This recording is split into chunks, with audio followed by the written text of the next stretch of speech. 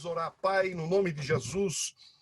Obrigado o privilégio que temos nesta tarde de usar este meio, Senhor, esta rede social, para conhecermos um pouco mais a Tua palavra. Este livro tão profundo, que procura encontrar um sentido para a existência, um sentido para a vida. Alguns aproveitariam melhor a vida se conhecessem a mensagem aos Eclesiastes. Alguns valorizariam mais a sua vida, a sua existência, a sua igreja, a comunhão contigo, porque algumas pessoas estão procurando um sentido, e a vida é uma trajetória sem sentido, vazia. Como diz Salomão tantas vezes nesse livro de Eclesiastes, é como correr atrás do vento, não passa de uma bobagem. E Salomão nos conta, Senhor, a sua experiência quando esteve afastado dos teus caminhos, e deixa-nos registrado esse livro tão profundo. Obrigado pelos ensinamentos de Salomão, pelas experiências. Ajude-nos a aprender com os erros de Salomão. Não nos deixa cometer os erros de Salomão, Senhor. Ajuda-nos a aprender aos Eclesiastes. Esteja conosco nesse instante. Armazenamos a Tua palavra logos em nosso reservatório, para que no momento apropriado, Teu Espírito transforme palavra logos em palavra rema, que vai queimar, arder em nosso coração e nos dar decisões, novas atitudes, novas palavras e um novo comportamento, porque a Tua palavra penetra até a divisão da alma, do espírito, juntas e medulas, e é apta para discernir as intenções do coração. Estamos aqui com fome e com sede, e pedimos que o Teu Espírito nos ajude a crescer em graça e sabedoria, em nome de Jesus. Graças a Deus. Vamos colocar na tela. Você tem sido um incentivo para eu estar aqui, para eu ter criado esse canal no YouTube e armazenar lá todas as lives de Eclesiastes. Fica mais fácil para as pessoas localizarem. Se você não se inscreveu ainda, se inscreva, Josias Aristiche. Nós temos 10 lives que foram feitas desde o dia 1º de junho, estão armazenadas lá, 30 minutos cada uma. Tem 40 e poucos, mas a mensagem é de 30 minutos. Você vai compreender um pouquinho melhor o livro de Eclesiastes, eu não tenho certeza disso. Olha, acabou de chegar a irmã Eunice do Japão. Estávamos esperando você chegar, Eunice. Nós temos gente aqui nesta sala do Japão, da Espanha, do Brasil, da Macedônia. Olha que lindo, que maravilha. E aqui da América. Tá bom? Muito bem, vamos colocar na tela e vamos tentar entender um pouquinho mais o livro de Eclesiastes. Vamos ler.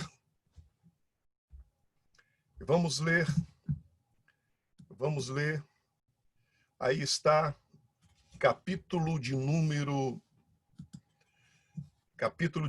4 do livro de Eclesiastes. Eu vou deixar um instante aqui na tela, depois eu vou retirar, tá bom? Vamos ler o capítulo 4. Diz assim, e aí vamos tentar entender de uma forma simples, mas vamos tentar entender este capítulo. Nicolau escreveu aqui um fim de semana estremecedor. A palavra foi de unção, mas misericórdia nas nossas ações, atitudes e permissões que damos ao inimigo para nos afastarmos de Deus. Que bênção! Nicolau está se referindo à palavra que nós ministramos ontem no templo. Ontem nós falamos sobre aprendendo com Judas. Ouça essa mensagem, repregue essa mensagem. É uma mensagem simples, mas muito linda. Está no meu canal, Josias Aristiche. Eu vou começar a postar todas as mensagens minhas lá para quem quiser ter acesso. Fica mais fácil apenas em um lugar, tá bom? Para poder cooperar de uma forma muito humilde. São mensagens simples, mas eu espero que traga edificação ao seu coração. Diz assim Eclesiastes capítulo 4, um dos livros mais difíceis de entender da Bíblia. Eu tenho 31 anos de pastor e poucas pessoas têm coragem de pregar em Eclesiastes. Prega-se às vezes nos capítulos mais conhecidos, partes mais conhecidas, mas que não leva muitas vezes a entender, não que não tenha, tem muitos, eu que não tive acesso de poder ouvi-los, o privilégio de poder ouvi-los. Mas às vezes se prega sobre capítulo 3, que fala sobre o tempo, mas não dá a conotação que nós demos aqui no sentido de o que Salomão quis dizer com aquilo. Se prega sobre capítulo 9, versículo 8, nunca falte o óleo sobre a tua cabeça, sejam sempre alvos teus vestidos e nunca falte o óleo. Se prega sobre o capítulo 12, né? Lembra-te, falando sobre os dias da mocidade, bem, e muitos outros versículos da Bíblia, mas nós estamos preocupados aqui em entender o que Salomão quis dizer, a mensagem principal, aplicação primária, uma parte da Bíblia, um versículo da Bíblia, ela pode ter muitas aplicações, mas ela nunca pode ser negligenciada na sua aplicação primária. O que o escritor quis dizer quando escreveu? Para quem ele estava se dirigindo? Qual o contexto que levou ele a escrever o que ele escreveu? Porque às vezes se lê um versículo da Bíblia e se diz totalmente aquilo que o versículo não está dizendo. Não estou aqui para criticar absolutamente ninguém, mas estou aqui para tentar passar o que estava na alma do escritor, o que ele tinha em mente na hora que o Espírito o levou a escrever o que ele escreveu. E diz aí o capítulo 4 de Eclesiastes, observei ainda, observe que ele já vinha observando, né? No capítulo 1, no capítulo 2, no capítulo 3, e agora chegamos no capítulo 4. Observei ainda toda a opressão que ocorre debaixo do sol. E vi as lágrimas dos oprimidos, e ninguém para consolá-los. Os opressores são poderosos e suas vítimas indefesas.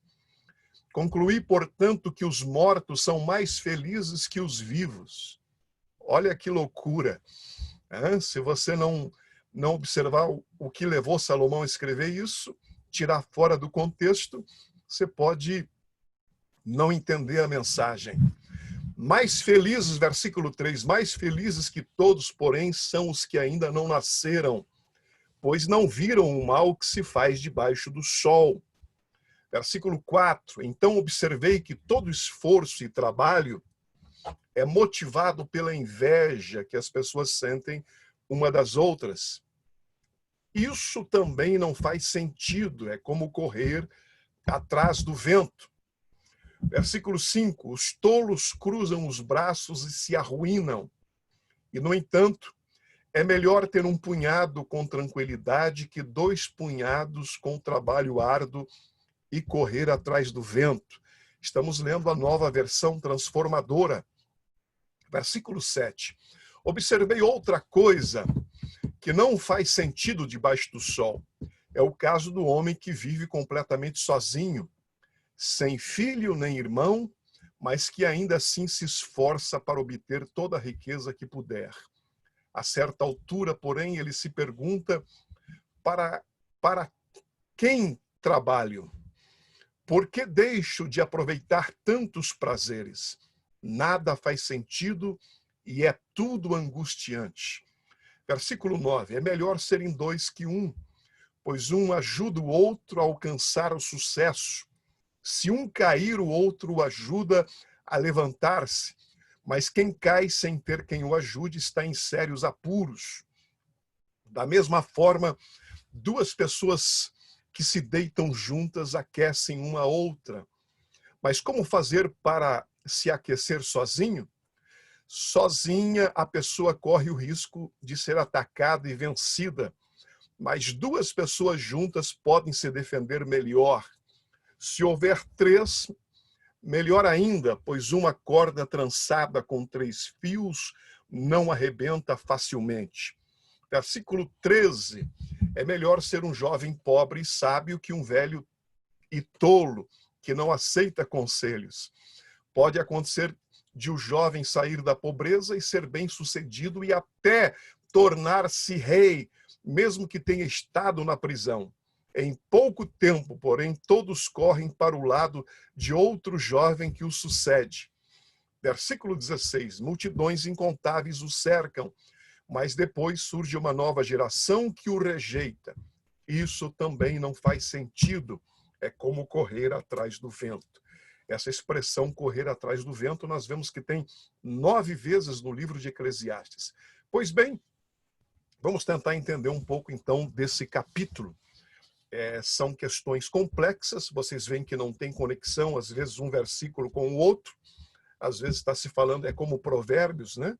Às vezes se fala de um assunto, de repente já muda para outro, mas nós temos aqui o capítulo 4 de Eclesiastes, que é um desafio, e de forma muito simples, vamos, com a ajuda de Deus, tentar entendê-lo em nome do Senhor Jesus.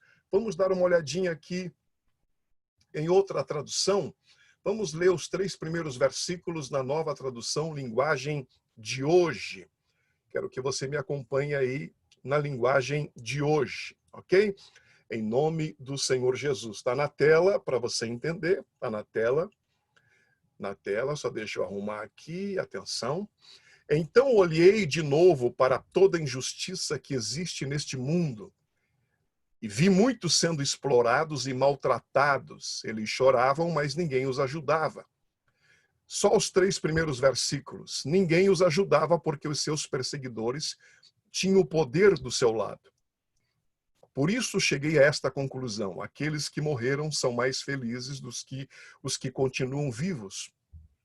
Porém, mais felizes do que todos são aqueles que ainda não nasceram e que ainda não viram as injustiças que há neste mundo. Vamos tentar entender só esses 3 versículos. Se você puder focar toda a sua atenção, oramos, vamos tentar entender com a ajuda de Deus. O que Salomão está tentando nos passar aqui no capítulo 4. Salomão levou seu olhar agora a lugares da existência humana aos quais poucas pessoas, importante você entender isso, ele começou a olhar para alguns lugares onde poucas pessoas costumam prestar atenção ou compreender o que se passa. E o que ele vê é que a vida em si mesma pode ser uma fonte de cansaço, sofrimento e falta de sentido. É isso que Salomão tenta nos passar aqui no capítulo 4. Ele começa a olhar para alguns setores da existência. Nós vamos ver quais são esses setores. E ele começa a ver que a vida pode ser fonte de cansaço, de sofrimento e de falta de sentido, porque este é o propósito do livro de Eclesiastes, em busca de um sentido. Ele nota que o sofrimento não vem apenas de coisas que não controlamos, como o tempo, a mesmice e a morte, que são o assunto do capítulo anterior. Ele percebe que o sofrimento e as tristezas também são produzidos por situações que nós controlamos, ou pelo menos que pensamos que deveríamos controlar. Isso é muito importante você entender. O sofrimento vem não apenas de situações que nós não compreendemos, mas o sofrimento às vezes vem de situações que nós pensamos em controlar. Salomão registra suas observações ao visitar neste capítulo 4 lugares e ver as pessoas passarem por várias experiências. Quais são esses 4 lugares que ele visita, pastor? Estão aqui. Primeiro, ele procura entender o que se passa no tribunal de justiça, no setor onde deveria haver justiça. Primeiro lugar que ele visita.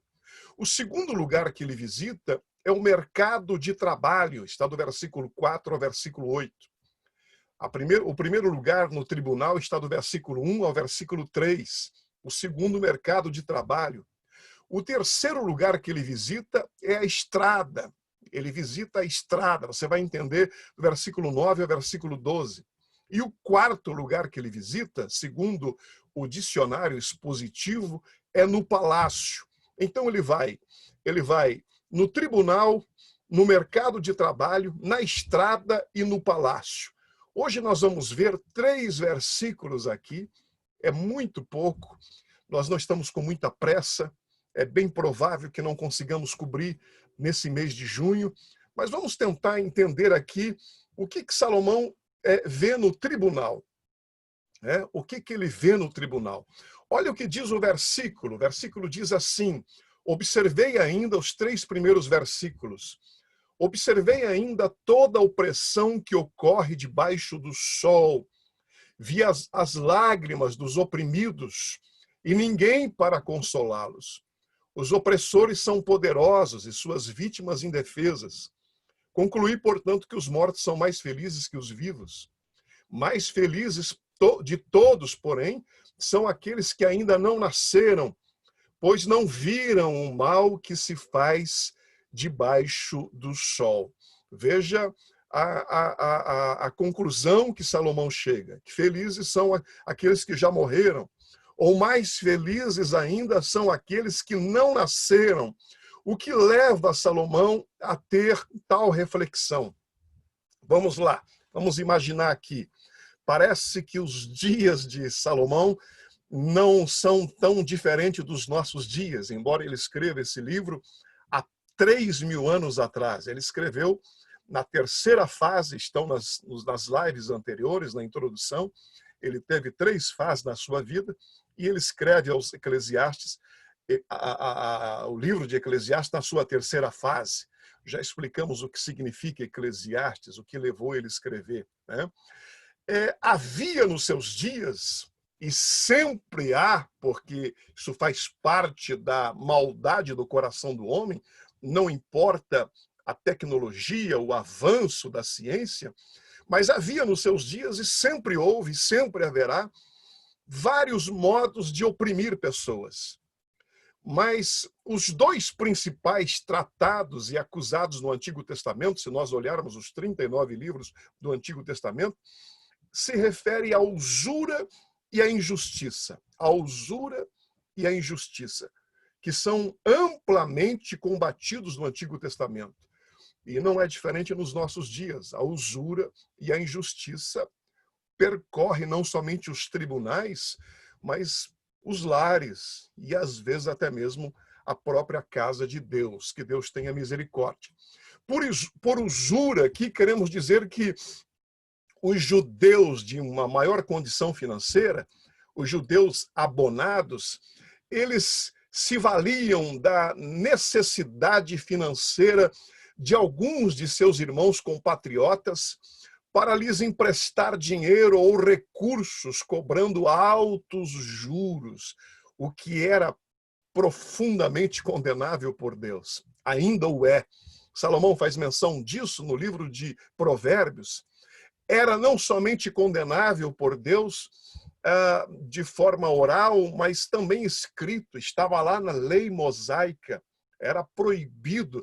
Se você lê a lei mosaica, estava claro que Deus não permitia que se explorasse, os mais favorecidos não explorassem os menos favorecidos. Muitos perdiam tudo que tinham e eles eram reduzidos até uma situação de servidão, ao trabalho imposto obrigatoriamente a fim de saldar os seus débitos. Nós olhamos quando Salomão escreve em Provérbios capítulo 28, versículo 8, ele diz assim, quem fica rico, olha, ele diz, quem fica rico emprestando dinheiro a juros altos e explorando o povo, acaba deixando a sua riqueza para quem é bondoso com os pobres.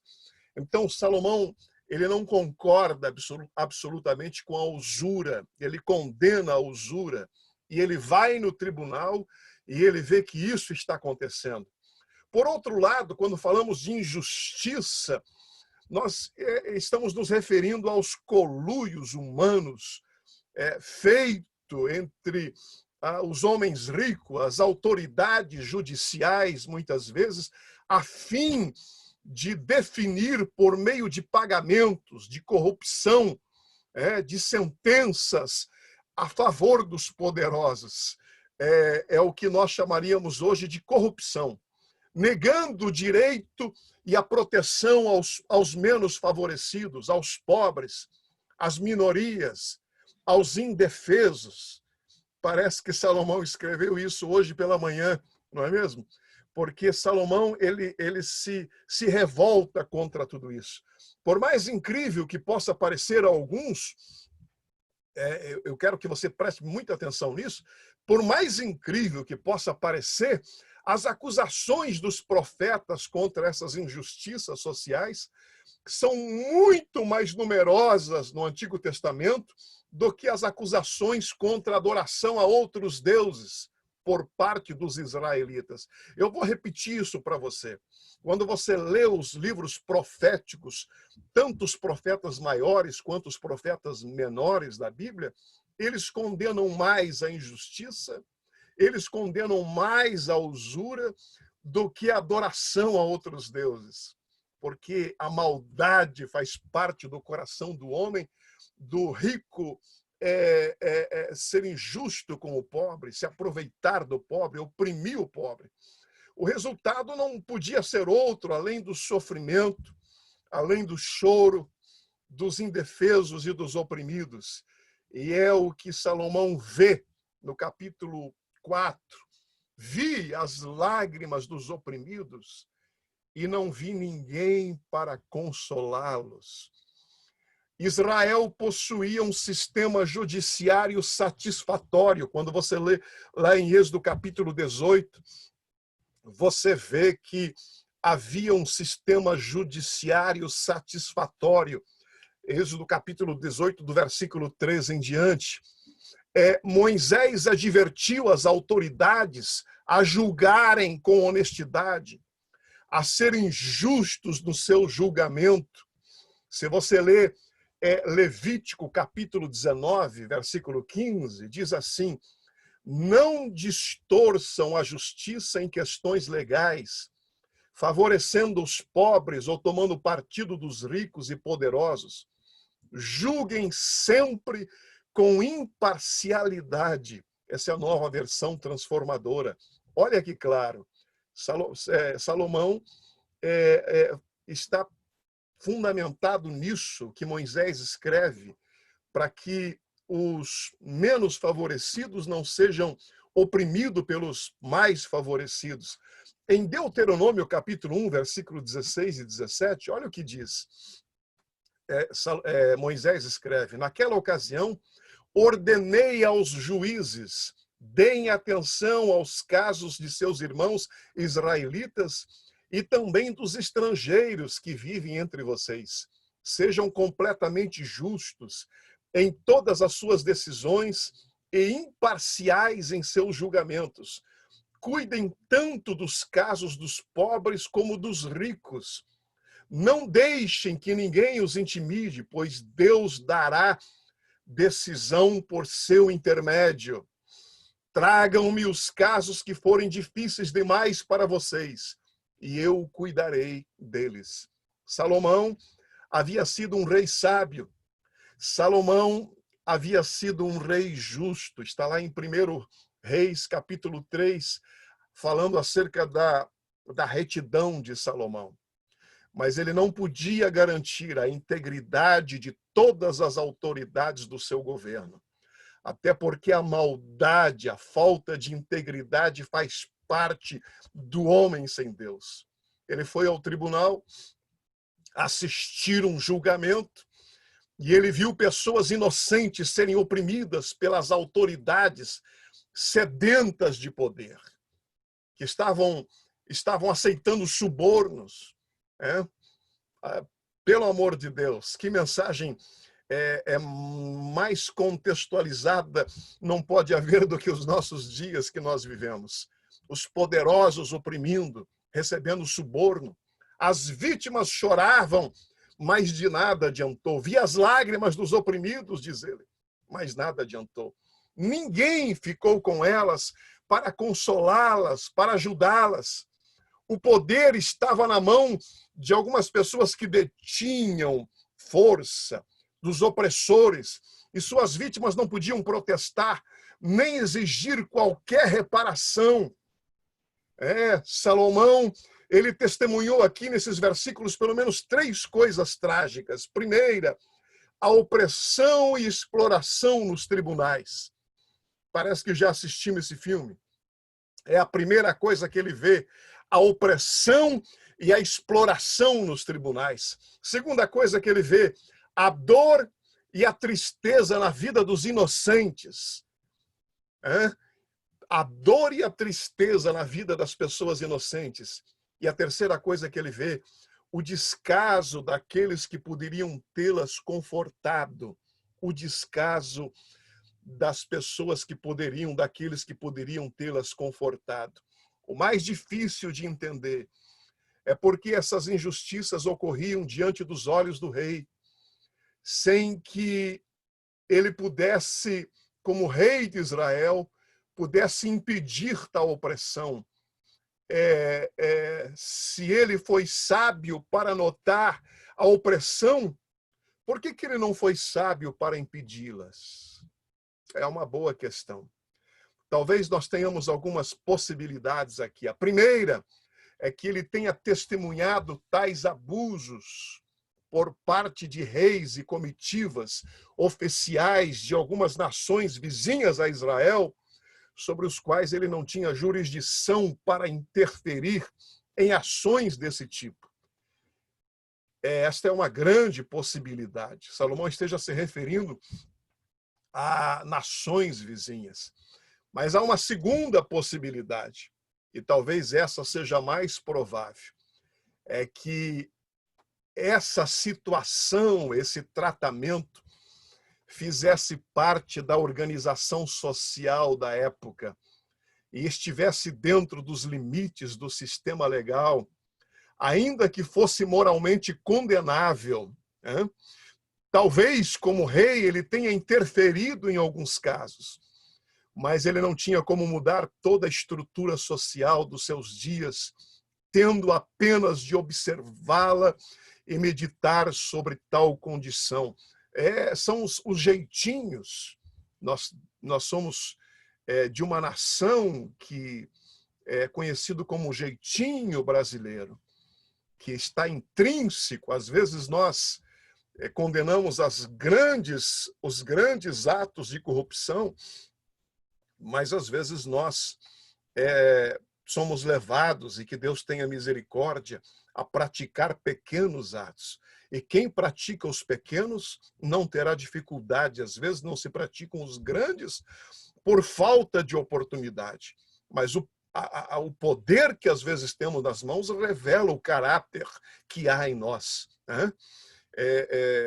É como, por exemplo, furar uma fila e tantos outros pequenos atos que nós achamos que não tem nada a ver, mas que demonstram um desvio de conduta. Aqui na América, parece que, claro, sem dúvida nenhuma, em qualquer lugar do mundo, o homem é mau, o homem tem um desejo de opressão, mas esse jeitinho brasileiro, há muitos imigrantes aqui que se dão mal nesse país por causa do jeitinho brasileiro. Então, talvez seja essa questão que Salomão esteja apontando, já estava intrínseco no DNA do israelita, eram coisas que não tinha como controlar. E ele se irrita com tudo aquilo que acontece. E, claro, quando as pessoas detêm o poder nos tribunais, elas têm mais oportunidade de poder ter atos de opressão, de corrupção.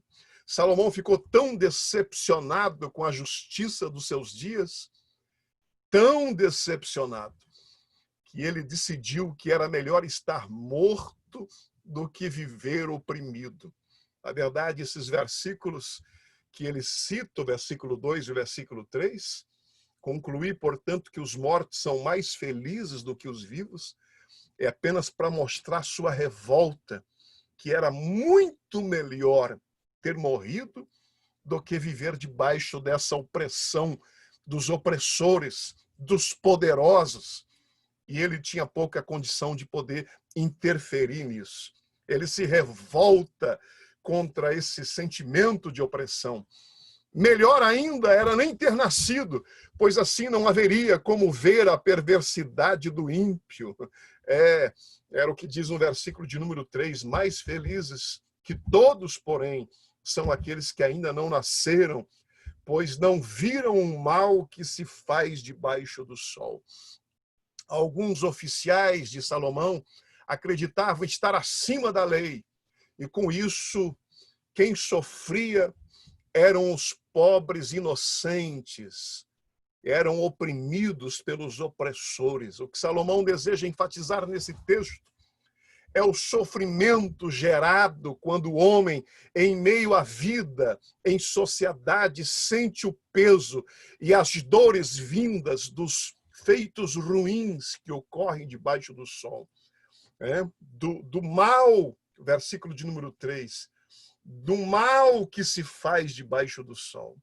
É isso que o texto pretende destacar. Por isso se menciona a boa condição dos que ainda não nasceram, não porque não tenham vida, mas simplesmente porque ainda não conhecem as dores que a vida às vezes nos oferece. Muitas delas causadas por pessoas que estão do nosso lado, homens motivados pela maldade, pelo egoísmo. É contra isso que Salomão se revolta. Ele vê que aonde nos tribunais, aonde deveria haver justiça, não estava havendo. É o que Salomão nos deixa bem claro no capítulo 1, no capítulo 4 e nos primeiros versículos desse capítulo. Deixa-me concluir aqui com você. Deixa-me abrir aqui Eclesiastes capítulo 4. Então, Salomão mostra-nos nesse capítulo que ele visita o tribunal, ele visita o mercado de trabalho, vamos ver isso amanhã, ele visita a estrada de Israel, ele visita o palácio. Em todos esses lugares, ele vê impiedade, ele vê opressão, ele vê as dores e os sofrimentos do ser humano. E é claro, nós precisamos de todo um contexto para poder entender o que Salomão quis nos passar. E nós vamos vendo na sequência, dia após dia, nós vamos tentar entender isso melhor. Que Deus abençoe seu dia. Não é diferente nos dias de hoje. Oremos acerca disso, sobre a corrupção. Temos visto que isso faz parte do homem caído, do homem fora do propósito de Deus, que se desviou daquilo que Deus havia estabelecido e que tem facilidade de poder praticar o mal. Aliás, tem até prazer o opressor oprimindo o oprimido, por mais redundante que possa ser, fica bem claro dessa forma. O que tem o poder, o que detém o poder, oprimindo. Parece que ele estava se referindo a coisas que acontecem nos nossos dias. Graças a Deus por pessoas que se levantam com a bandeira de querer acabar com a corrupção, de querer pôr um fim na corrupção.